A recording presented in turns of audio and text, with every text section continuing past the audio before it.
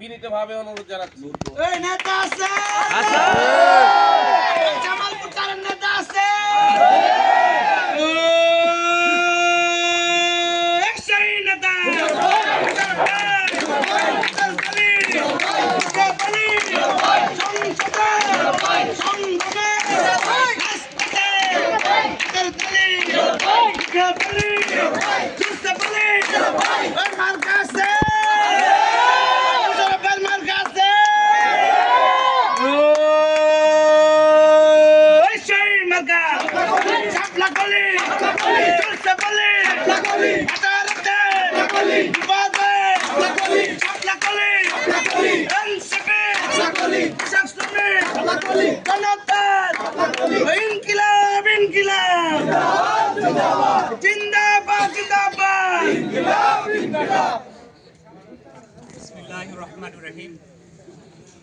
আসসালামু আলাইকুম। আমার আওয়াজ কি শেষ পর্যন্ত পৌঁছাচ্ছে? আমার কথা শুনতে পাচ্ছেন? আপনারা শুনতে পাচ্ছেন? আমার আসলে আওয়াজ অত বড় না, আমরা অত উঁচু আওয়াজে কথা বলার অভ্যাস নেই। আজকের যে সভা, এই যে সমাবেশ, এখানে আমি ধন্যবাদ জানাচ্ছি সর্বপ্রথম। আপনারা এই শীতের রাতে ধান কাটার মৌসুম, এর ভিতরে সারাদিন পরিশ্রম করে তারপরে এই জায়গায় বসছেন, আমাদের কথা শুনতেছেন, আমাদের উপরে একটু দয়া করছেন, এই জন্য আমরা কৃতজ্ঞ আপনাদের। আমরা অনেকে অনেক দূর দূরান্ত থেকে আসছেন। আমাদের এখানে আমাদের সুমন ভাই আছেন, আমার জেলার যুগ্ম আহ্বায়ক, আমাদের সদস্য সচিব বৈষম্যবিরোধী ছাত্র আন্দোলন, আমাদের যুব সংগঠনের সংগ্রামী সংগঠক রাকিব ভাই আছেন। যারা এখানে আছেন, আমাদের যত নেতাকর্মী আছেন, সবাইকে আমার সালাম এবং শুভেচ্ছা। আমরা আসলে এমন একটা অবস্থার মধ্যে আছি যেখানে আমাদের আসলে রাজনীতি করার কথা ছিল না, আমাদের রাজনীতিতে আসারই কথা ছিল না। বিশেষ করে আমি যেটা বলতে চাচ্ছি, আমরা আসলে এখানে ভাষণ দিতে আসি নাই, এখানে ভাষণ দেওয়ার প্রয়োজনও নাই। আমরা আপনাদের সাথে কিছু মত বিনিময় করতে আসছি, কথা বলতে আসছি, আমরা আপনাদের কথা শুনতেও আসছি। আপনাদের যদি কোনো প্রশ্ন থাকে, যদি কোনো কথা থাকে যে আমার প্রতি, যে আমি কে, আমার সম্পর্কে জানার যদি ইচ্ছা থাকে, সেটাও প্রশ্ন করতে পারেন। আমার যে দল, জুলাই গণ অভ্যুত্থান থেকে উঠে আসা যে দল এনসিপি, জাতীয় নাগরিক পার্টি, যার মার্কা হলো শাপলাকলি, সেই মার্কার এনসিপির সম্পর্কেও যদি আপনাদের যদি জানতে ইচ্ছে হয় যে এই দলটা কেন, কি জন্য হয়েছে, এই দলের উদ্দেশ্য কি, আপনাদের মনে যদি কোনো প্রশ্ন থাকে, সেটা আপনারা আমাকে করতে পারবেন। আমরা শোনার জন্য প্রস্তুত, আমরা উত্তর দেওয়ার জন্য প্রস্তুত। বাংলাদেশের চিরাচরিত রাজনৈতিক যে প্রথা, চিরাচরিত রাজনীতি যেভাবে চলে আসছে, আমরা সেই রাজনৈতিক প্রথা, সেই চিরাচরিত রাজনৈতিক বন্দোবস্ত, সেই চিরাচরিত রাজনৈতিক সিস্টেম যেটা, সেটা আমরা ভেঙে নতুন একটা সিস্টেম তৈরি করতে চাচ্ছি, যেখানে আপনারা কোশ্চেন করবেন, আপনারা প্রশ্ন করবেন, আমরা জবাব দিব। আমাদের আজকের রাজনীতি এরকম হবে যে আপনারাই নেতা, আমরা আপনাদের খাদেম হিসাবে কাজ করব। আপনারা যদি আমাদেরকে সুযোগ দেন, আমরা চেষ্টা করব আপনার সুযোগ্য খাদেম হওয়ার চেষ্টা করব। আপনারা প্রশ্ন করা শিখতে হবে। আমাদের এই 17 বছর আমাদেরকে একজন শাসন করে গেছেন, কথা বলার কোনো সুযোগ ছিল না। আমাদেরকে দাবি আদায় করার জন্য যে আমরা কথা বলবো, সেটারও সুযোগ ছিল না। আমরা কথা না বলতে বলতে আমরা ভুলে গেছি কিভাবে প্রশ্ন করতে হয়। আমরা আসলে জানতেও চাই না এখন। ওই নেতাকর্মী খাচ্ছে, খেতে থাক। ওই নেতাকর্মী ইউনিয়ন পরিষদের সবকিছু চাল মেরে খাচ্ছে, খেতে থাক। আমি তো শক্তি নাই, আমি তো বলতে পারবো না। আমরা এই সিস্টেমটা ভাঙতে চাই। আপনাদের হাতেও শক্তি আছে, সেই শক্তিটা আপনারা কাজে লাগান। আমরা আসলে এখানে বক্তৃতা দিতে আসি নাই, আমরা আপনাদের মতামত জানতে আসছি। আমরা আমাদের ভিশন, আমাদের যে স্বপ্ন, আমাদের যেটা আমরা করতে চাই, সেটা আমরা আপনাদেরকে জানাইতে আসছি।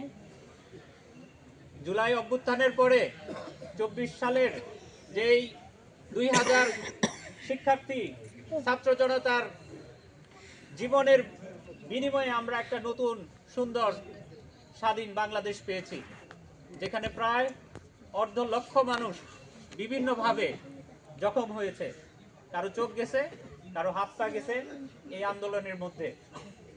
এত কষ্টের পরেও আমরা একটা বাংলাদেশ পেয়েছি, সেই বাংলাদেশে আবার আরেকটা স্বৈরাচার উকি দিয়ে বসে আছে।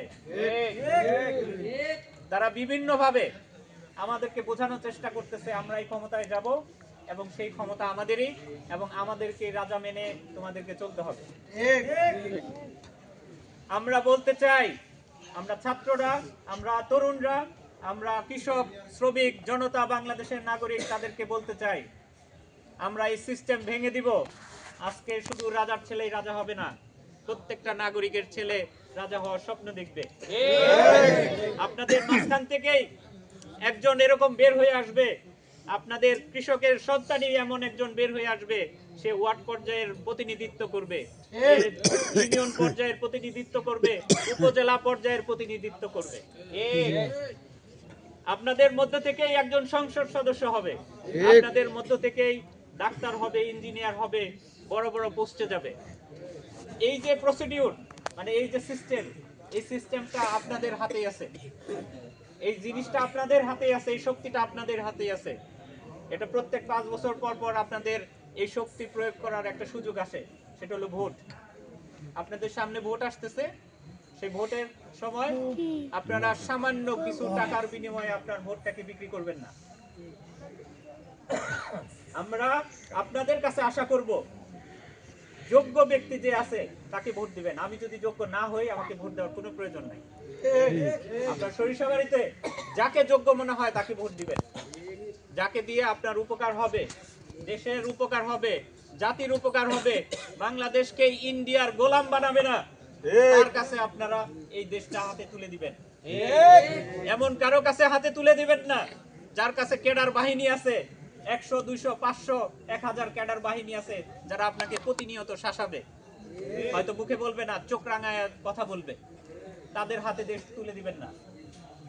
এমন কারো হাতে তুলে দিবেন না যে আপনার মৌলিক অধিকার, আপনাদের ইউনিয়ন পরিষদে যে কার্ডগুলো আসে, যে সুবিধাগুলো আসে, যে সুযোগ সুবিধাগুলো আসে, সেগুলো আপনার মুখের কাছ থেকে কেড়ে নিচ্ছে। আজকে ইউনিয়ন পরিষদে, একটা ইউনিয়ন পরিষদে কয়েক কোটি টাকার অনুদান আসে, প্রতি বছর কয়েক কোটি টাকার অনুদান আসে, সেটা আমরা জানিই না। সেটা সরকারিভাবে খুব সহজে এটা নেওয়ার সুযোগ আমাদের হাতে ছিল, কিন্তু বিভিন্ন নেতাকর্মী সেই সুযোগগুলো আমাদের কাছ থেকে কেড়ে নিছে। আমাদের প্রতিবাদ করার সময় আসছে, আমাদেরকে প্রতিবাদ করতে হবে।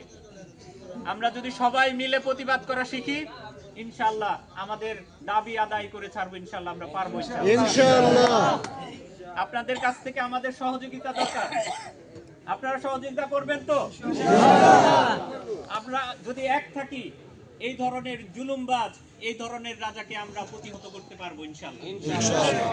পুরা বাংলাদেশে ছাত্র জনতার, ছাত্রদের একটা বিশ্বাস তৈরি হয়েছে, ছাত্রদের প্রতি মানুষের একটা আকাঙ্ক্ষা তৈরি হয়েছে, তাদের প্রতি একটা ভালোবাসা তৈরি হয়েছে। আমি সেই ভালোবাসার দাওয়াত নিয়ে আপনাদের মাঝে আসছি। আপনারাও আমাদেরকে ভালোবাসবেন, আপনারাও আমাদেরকে স্নেহ ভরে আপনাদের কাছে টেনে নেবেন, আপনাদের সন্তান হিসাবে, আপনাদের ভাই হিসাবে টেনে নেবেন। রাজনীতি মানেই হলো বন্ধুত্ব, রাজনীতি মানেই হলো ভাই, ভ্রাতৃত্ব। আমরা আপনাদের ভাই, আমরা আপনাদের ভাই হয়ে থাকতে চাই, আমরা আপনাদের বন্ধু হয়ে থাকতে চাই, আপনাদের সন্তান হয়ে থাকতে চাই। আপনাদের মাঝখান থেকেই আমরা নেতা নির্বাচন করব, আপনাদের মাঝখান থেকেই আমাদের প্রতিনিধি নির্বাচিত হবে, আপনাদের মাঝখান থেকেই সুযোগ্য মানুষ এখানে তৈরি হবে।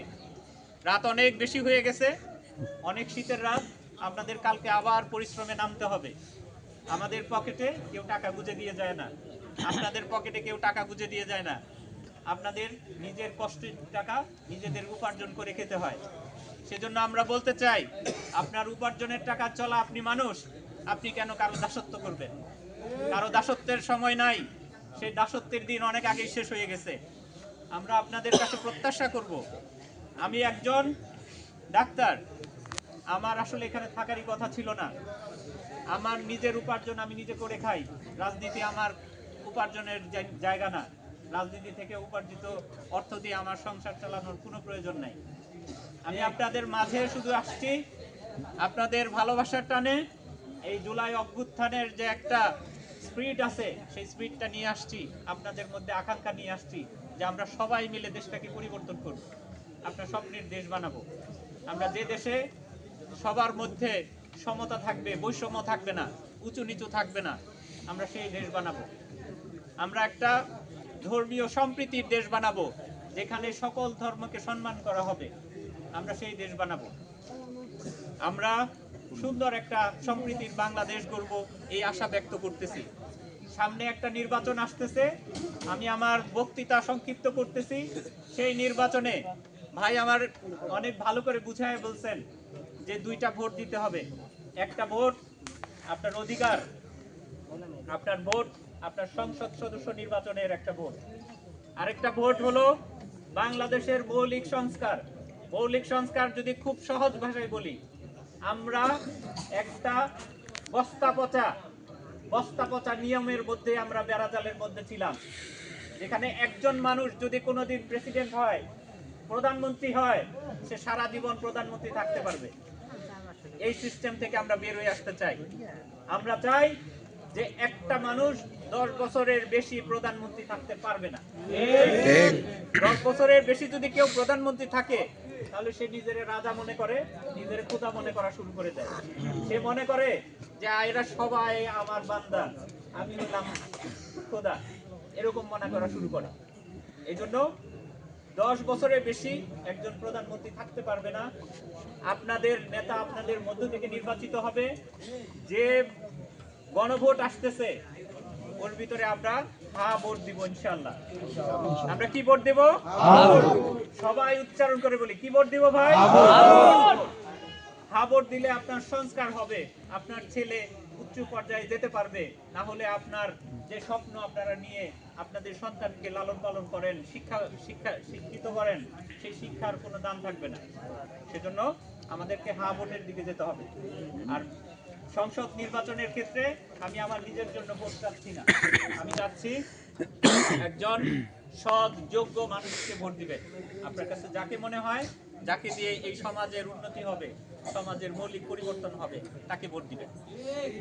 আমরা এই শীতের রাতে আপনাদেরকে আর কষ্ট দিতে চাই না। আমি আবার আপনাদেরকে ধন্যবাদ জানাচ্ছি যে আপনারা এই শীতের রাতে এখানে আসছেন। এখানে যারা মিডিয়ার লোকজন আছেন তাদেরকে ধন্যবাদ জানাচ্ছি।